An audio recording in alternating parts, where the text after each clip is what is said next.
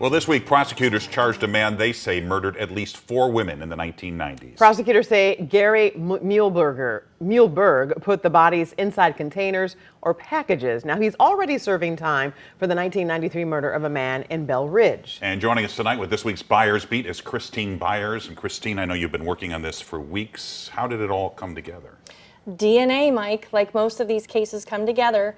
It just was a matter of time, the right piece of evidence being tested at the right time. And there was a suspect that the detective had in mind this whole time. And this man came sort of out of nowhere.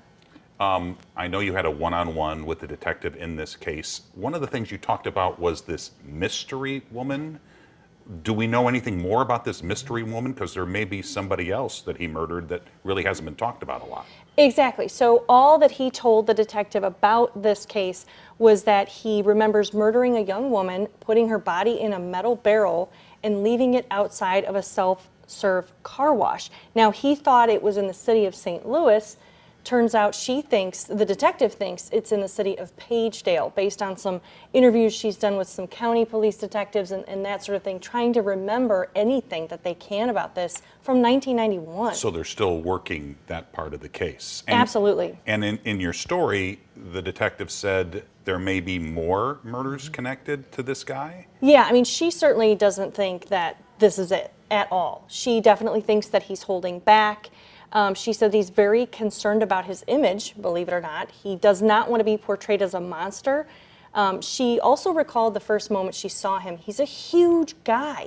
He's 6'4", over 200 pounds. So she said he's a very intimidating character. He doesn't want to be portrayed as a monster. Hasn't the ship sailed on that one? Exactly, yeah. I mean, to the victims' families here, that's exactly what he is. And what about the families? How are they handling all of this? I know you always say there's some type of closure now, but what are they saying now that he has come forward and they have found him? Sure, absolutely. I mean, they are very, very thankful to have these answers. Not knowing was torturous for them. But at the same time, you know, one of the victim's mothers, Robyn, Mihan's mother, she was 19 years old. She just had a baby 2 weeks before she was murdered. She's upset. She's upset that it took this long. And, you know, some of these families thought through the years that no one cared because these women worked as prostitutes. And they were afraid that there wasn't a whole lot of sympathy for them and that sort of thing. Now, on the police side of things, you know, the detective I talked to in this case said everybody was very concerned. That didn't cross their minds. But for the victims' families, that's what it felt like. Well, it sounds like there's more to come. Absolutely. All right, Christine, Thanks, Christine.